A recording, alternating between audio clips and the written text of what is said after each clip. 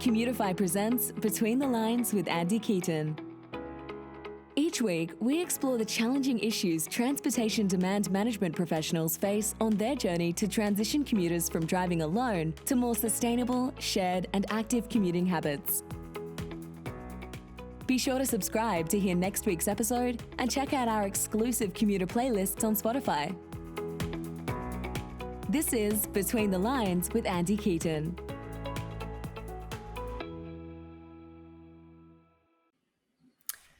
Hi, everyone, and welcome on board to Between the Lines. Thanks for being here today.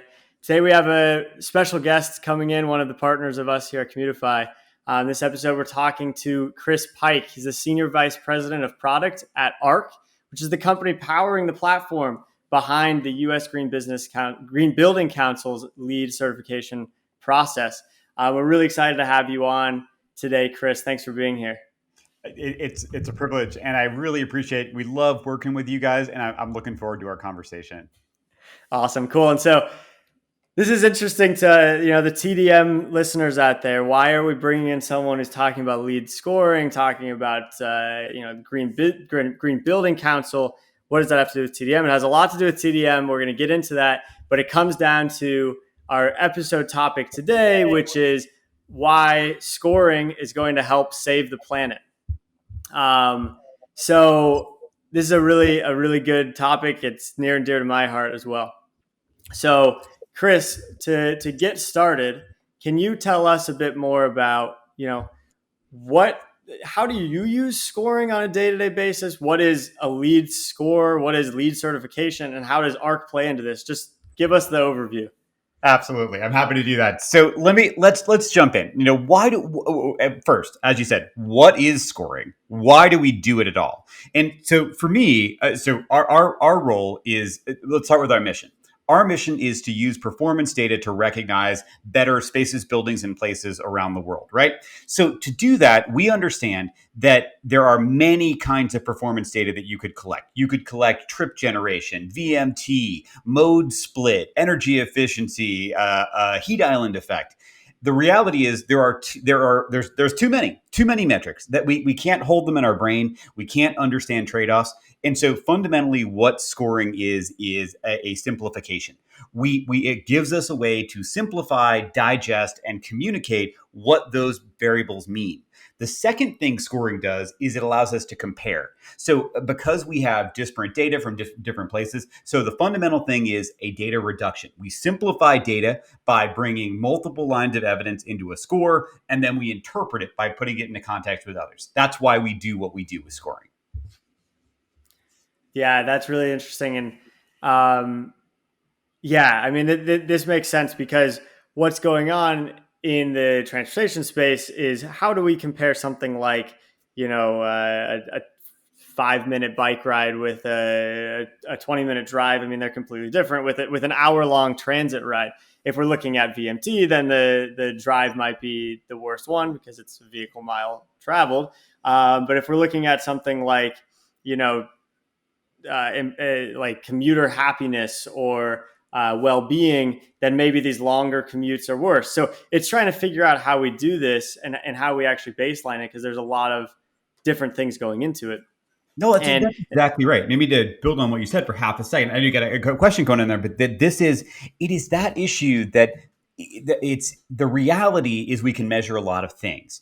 But measurement is not interpretation and saying, okay, what is good, what is bad, what is preferred? And then even then, we have to integrate multiple lines of evidence. So how do we trade off your bike commute rate from your pedestrian rate, from your SOV rate, from your transit rate?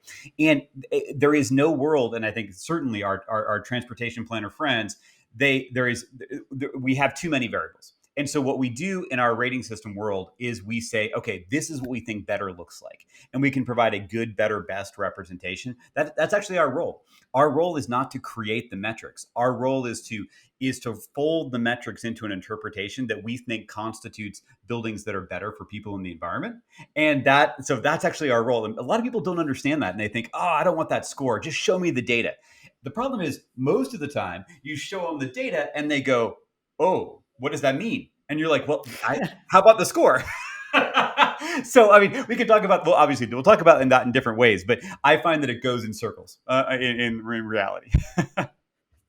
Yeah, it's true because I mean, I've been in that same conversation before where it's like, yeah, you have, 1.8 million pounds of CO2 annually from your commutes. Okay. And is that good? Is that bad? And you're like, well, the average is 1.5 million. Okay. So I'm only a little bit, what does that mean? Yep. And so giving a score of like you're on a scale of, let's say, 7 out of 10, that's a lot more helpful to me. I think it helps people baseline that behavior, kind of get that understanding. And one of the reasons we're excited to talk to you here is because ARC and the USGBC working together on this LEED certification. I mean, LEED scoring is, the gold standard, the platinum standard. We're working towards platinum here, obviously, on the LEED scoring. But it's the standard here of taking these complex things. In this case, building environmental data that's just completely disparate, going all over the place, and putting it into a score. It's pretty interesting. So yeah, I mean, this goes to something I've been saying, something you've been saying as well, is helping us to actually build a baseline to help us actually understand what a random metric means. Most people are not experts in every little metric, so that's where the scoring can help. So from in your industry, in the building, the green building kind of space, and then maybe specifically as well in the TDM, in the transportation, the commuting space, how do we use scoring, or how do you use scoring to actually take these numbers and put them into a single number or a single No, score? that's a great question. And so let's talk about what we try to do fundamentally as the space that we exist in is real estate generally. And so in that real estate space, we are addressing market failures with information. So that's the first reason we do anything. So we want to give people insight when they are considering, when they're creating, operating, owning, leasing a piece of real estate. What is this like from a transportation perspective? Are there multiple travel modes? Do folks commute with non-single occupancy vehicles? Do they have storage and changing rooms and various TDM measures? Right. So our point is either to inspire action, to give transportation options, or to create transparency about how that piece of real estate fits in the system. And ultimately, we are judgy about that in the sense of LEED, that we believe that there is a superior choice. We want to get to create positive competitive differentiation for those locations which have short commute distances, high mode choice, low carbon alternatives. And so we are trying to define that through multiple metrics. And so our purpose is to recognize those. We regard those as better buildings, and buildings with those characteristics. And so we set criteria for those, we score against those criteria, and we hope we inject that information into the development, operations, and leasing conversation. So that's why we do what we do. Our scores have a special purpose. So we first off, we are philosophical. Okay, score. One thing I haven't said yet: scores reflect values. Fundamentally, they are the inputs to a scoring system are usually fairly objective. But when we start blending your choices, those blendings create reflect values. So my value about transportation as against energy efficiency, as against water, as against indoor experience. So that is what we do through the LEED governance process. So we have volunteers, they come in, they hash it out, and that is reflected on a scorecard.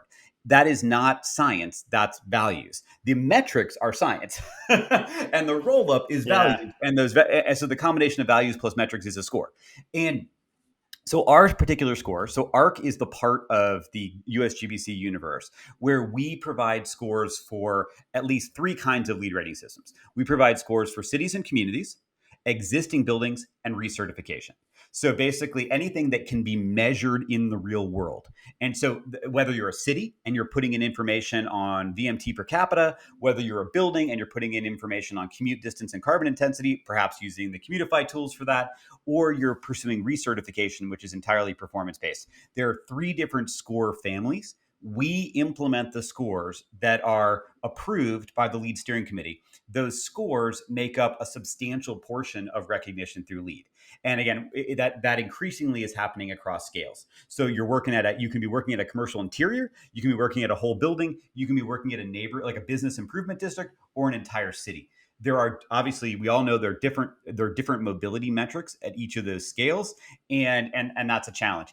That's what we do today. So operationally, we provide those kind of scores in 131 countries. We serve about 4.8 billion square feet of commercial property, and that's our job, is to provide information about those qualities, and to incentivize people to do more of that good stuff like TDM measures. And one of the things I think that you rightfully pointed out, and it's important to think about when we're thinking about scoring, is the point about values. And yeah, metrics are quantifiable; they are measurable and objective. There's nothing that we can say that says 1.5 million pounds of CO2 is not 1.5 million pounds of CO2 if we're measuring it accurately, of course. But the values piece is interesting because one of the things that I think is valuable from scoring is that if an individual is looking at a set of metrics that are quantifiable and are objective, it's hard to know what that means. And certainly, that person can spend the time to think through if that's a good thing to them, if they want to improve that or whatever it might be. But most people don't have the time to spend looking at every single metric in the world that they're trying to measure. So kind of providing those value-based scoring systems for them up front kind of takes the guesswork out of it, makes it a little bit easier. And if you trust the system that's making that, or the organization making that system, then you say, I trust this score, and this seems like it's going in the right way. So I really like that you brought up that point.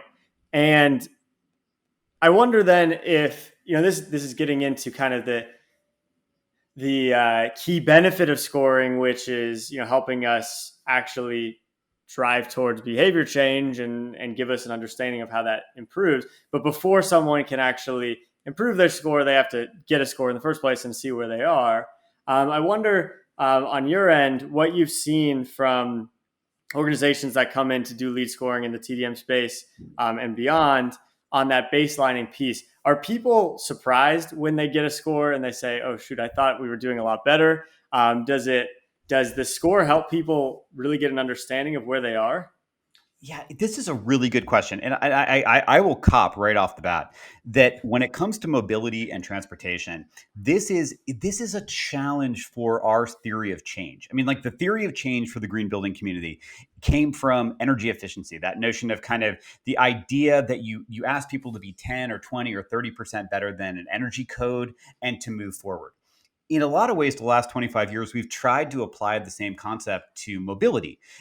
But mobility doesn't have a simple baseline. I mean, every facility has a unique combination of occupants. It's in a unique location. And I think we've really grappled with, and one of the ways that's reflected in what we do is a grappling with kind of consistent measurement. Like, in other words, do we want one measurement we apply all around the world for mobility?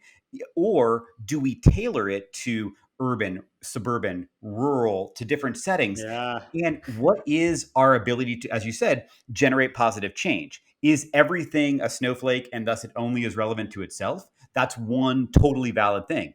On the other hand, you have another faction which says, hey, a green building is defined by very low VMT, very low emissions per occupant, and that's it.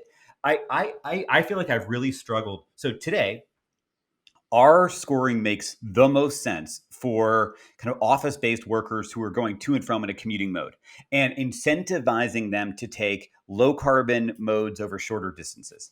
Now, so we can create transparency around that. So I think the signal that we do best with rating today is transparency. How do people get to and from? How are they getting there? What is the environmental impact of their commuting patterns? What do I think we do lousy? I think we don't do a good job of saying what that represents for that location. In other words, is this good for where I am, or is it good for what I am? And I really I really grapple with places where the commuting paradigm is a little different. So what I mean by that is facilities are located for specific purposes: firehouses, medical, healthcare centers. They have to be where they have to be for reasons that have nothing to do with some of the things we value. So I guess what I'm trying to put on the table is there are things we do well, understanding commuting patterns, and there's things we're going to do better as we do them together and provide better tools for that. But there are things that are philosophically hard to do, like what constitutes green or low impact mobility for rural fire stations or rural healthcare settings, or that's not easy, right? And I'm not sure I know the right Yeah. answer to that, period. So we're Yeah. grappling with those. And so obviously doing more TDM measures on a prescriptive basis can be good, period. So there is always a role for, wherever you are, these practices are probably good for you. On the other hand, the performance data can be actually harder, sometimes it's dead on. And as you say, it's easy to interpret. Sometimes it really is a head scratcher what direction we want the metrics to go and why. Anyway, we can talk more about that, but I think there are strengths and weaknesses to how we currently score transportation in the green building universe. Yeah, and that's interesting. And it's something that I think building that story around an organization and a commuting, or I guess in the context of commuting, thinking about is 80%, SOV drive alone rate good? I mean, probably not if you're in, or definitely not if you're in like Manhattan, and definitely so if you're a rural firehouse. Like it's hard to get those measurements. And kind of going back to another episode that we talked about, let's see, it would have been episode 5, when we talked with Claiborne Clark about the Colorado employer traffic reduction program. It's a similar kind of problem that they're facing as well. And people are facing around the world. How do we incentivize change without, wrongfully punishing people or organizations that just are not in the position to have as good of a TDM strategy in place? But like you said, putting TDM strategies in place can always help. And you can go from 100% drive alone rate to 98, and that's great. That's an improvement. You can still work on that. And so that gets to this next point, which is you have a score, you understand where you are. Let's say that we've figured it out and we've come to the perfect solution where we know exactly that you, based on you being a rural fire station compared to other rural fire stations, you get a great score or whatever it is. But your neighboring fire station gets a bad score. So the key here is, can we encourage and influence people to improve that score, improve their systems, whether it's TDM or it's green buildings, in a kind of straightforward way. So from your perspective, kind of looking at the LEED process, are people coming in, seeing that they're, let's say LEED gold, and saying, I want to get up to LEED platinum, and that's important to me because I share the same values with, the USGBC, and I want to improve this system, and now I know I need to do X, Y, and Z. Are people actually working then towards this improvement? Yeah, this is a great question, and the answer is yes. The short answer is yes. People do change. Now, there is a duality. So, LEED tries to do two things. LEED is an environmental assessment on one level that creates transparency regardless of change. It's also a market transformation tool, and LEED is always kind of weighing these things. Saying, where are you, and then can I get you to jump higher? And that's intrinsic to what we do. When it comes to transportation, I think over the years we have come to understand that mobility choices are more and more systemic. It's one thing to put bike racks there, but if the bike racks don't connect to a bike lane, if the bike lanes don't connect to a trail system, don't connect to a set of populations who can afford a bike, who can, and so forth and so on. I think that over what I've seen over the last decade of working in the green building community is more and more appreciation for those dependencies. And I do think that, it's not news that we have struggled to say, we've always tried to advocate for that, but sometimes we're pilloried for saying, hey, it's a bike rack credit, it's not as good as something else. I've always kind of felt like that was a misunderstanding about saying, what are the incremental actions that allow people to have more mobility options. If the thing you were lacking was a bike rack, well, then bike rack is damn well useful. If the thing you were lacking was a changing room because you wanted to extend how far people could go, each one of them is a link in a chain. And I think that it's easy to pillory the links. And that's a challenge we have, is getting people to see the forest for the trees. often because the construction industry is very literal. They're like, hey, I got to put this bike rack in. Who's going to bike? I just drove up here in a truck. But it's a but the issue of looking at it from and being open to the idea that it's not all or nothing. I'm trying to get the marginal person to take something other than an SOV. And the question is my actions, whether it's transit subsidies, bus passes, whether it is crosswalks and pedestrian access, what can I do within my span of control that's going to make that marginal person marginally better? And then that's a different issue. That's what we struggle with about saying we can definitely help people improve in that way. Now, can I make a fire station in rural Idaho have a commuting footprint that looks like downtown, Vancouver, Canada? No. Yeah. And so that's where the emphasis, the balance between environmental assessment, like I need to be able to show that these things have different carbon footprints. But I also need to be able to meet them where they are to say there are specific opportunities for improvement that are available to each of those projects. So we exist in that tension. Often that nuance is hard to convey in the battle that individual projects represent, but that is always our aspiration. So to provide transparency about what it is and to help the team do something specific and better. And I do think to our credit over the years, that emphasis on systemic change. What is the weakest link in that delivery vehicle for mobility and going from there? And actually, that's the last thing I'll say about that. I think you're going to see more of that. I think you're going to see a greater emphasis on sustainable travel options, diversity of options, and being things that are a little more that a property owner can create options and create mobility options for different groups. There's more to say about all that, but that gives you a flavor of the kind of conversations we have on a regular basis.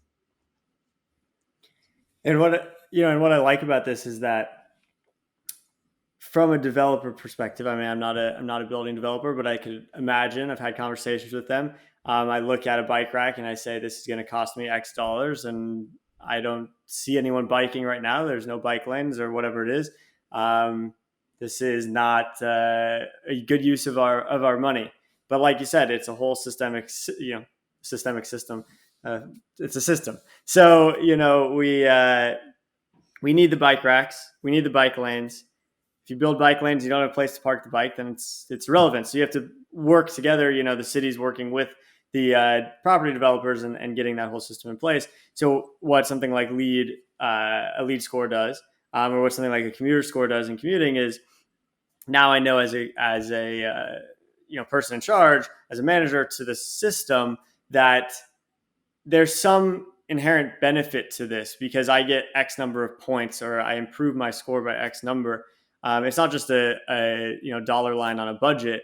There's actually something that can come from that. So it gives me an understanding of, this is worth, let's say, 1 point, and subsidizing transit for 100% cost or something is worth 2 points. Okay, now I can kind of compare those two. I can understand how it works. I don't know if that's how the scoring works, but throwing it out there. I really like that. I think it's a good point. And once again, I mean, we have these conversations every week with different people, and it all comes down to, this is going to be a group effort looking at it. It's going to come down to the cities, the states, the government agencies. It's going to come down to employers and property developers as well. Now that we're talking with you, I think this is the first real conversation from that perspective, and it's really important. And it also comes down to commuters as well, making those behavioral choices. But for us to actually get from everyone driving alone to having this, perfect utopia of being able to take whatever mode of transportation you want and clean skies and everything, is going to take a lot from every community. And I'm really excited about what LEED's doing and what you all are doing to support them at ARC. So, I mean, we're towards the end of our time here. That we could keep talking forever. And we often do, and we talk offline about this all the time. So, if anyone's listening and wants to jump in on a call, let me know. But let's go to our final question here. Like always, we like to summarize everything we've talked about. So, Chris, in a couple of sentences, can you tell me, why will scoring help save the planet? Fundamentally, the reason that I value scoring is it interprets performance. It defines what better looks like. And I think that level of directionality, a score is an opinion, whether you're creditworthy or whether you have high or low VMT or whether your building is energy efficient. A score is a direction. And our goal is to create that transparency. And I often say of ourselves, we are the market failure people. We are looking for places where information is absent, where we believe by injecting information, we can help people make better resource allocation decisions to address that market failure with information. We do that with scores.